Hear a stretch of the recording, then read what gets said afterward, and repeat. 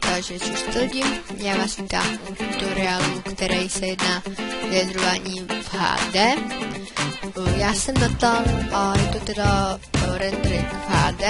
My co první potřebujeme je, že si sem takhle hezky do videa jako do seznamu clipbinu přitáhneme video, co chceme vyrenderovat. Potom označíme začátek a konec. Takže zelený je začátek, to dáme sem a konec je tady. Teď dáme product and share a teďko dáme add a takhle new. Teďko dáme třeba dáme název, aby jsme se orientovali v těch vlastně názvů. Takže kdyby třeba tam dejte HD, abyste viděli, že tuto je zrovna složka, která vám zařídí, abyste to renderovalo v HD. Description, to je popisek, neboli prostě třeba dáme HD.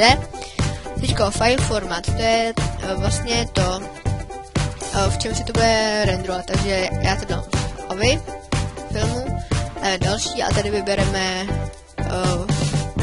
video size, vybereme vlastně rozměry pro HD a dáme další. Když se nám to dokončilo, takže teďko vybereme v těch možnostích toho, co jsme si vytvořili, takže automatilka, třeba tento, co jsme si vytvořili, dáme další a dokončit. Ano.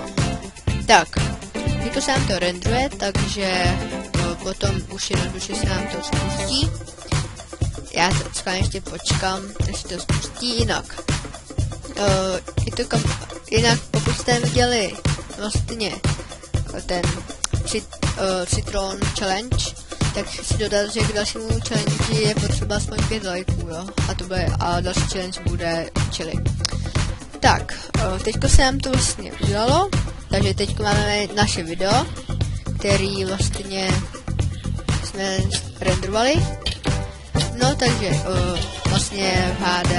Já se sama učím toho dílu a doufám, že pomohlo a zase zdar.